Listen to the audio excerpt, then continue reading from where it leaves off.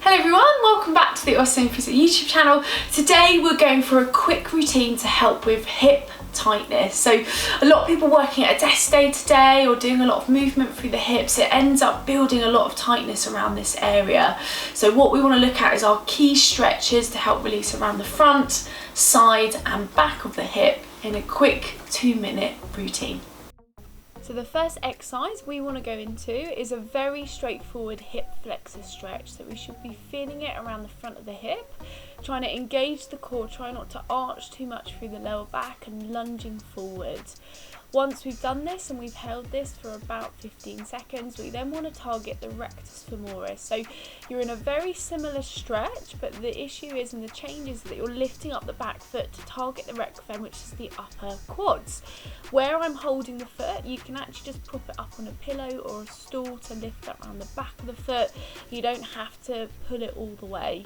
Same with the piriformis stretch, you're crossing your foot over, you're stretching around the back of the hip and you're pulling your knee towards your chest. So with all of these stretches, just go as far as you feel comfortable. Don't feel like you have to go as far or force it. It's all about building this up over time.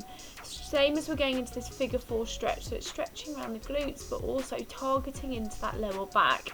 So it's a great way to open up around the back of the hip, to stretch all the way around, as well as integrating that stretch into the lower back.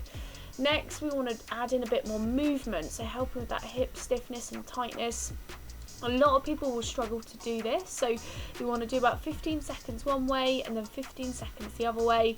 Most people find that this clicks and grinds, so you might want to just reduce the range or go a little bit slower. But again, it's that normal movement through the hip.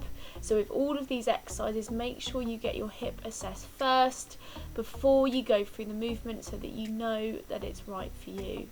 Next, we want to go almost like into a fire hydrant. We're going into that hip abduction. So I'm doing it in an all fours position, but you can do this standing with the legs straight, bringing it out to the side, and then you're pushing it back into extension. So what you're doing here is opening up to the side and the back, so you're strengthening to a degree through certain muscles, but you're mainly doing this to add in that lovely mobility into this routine.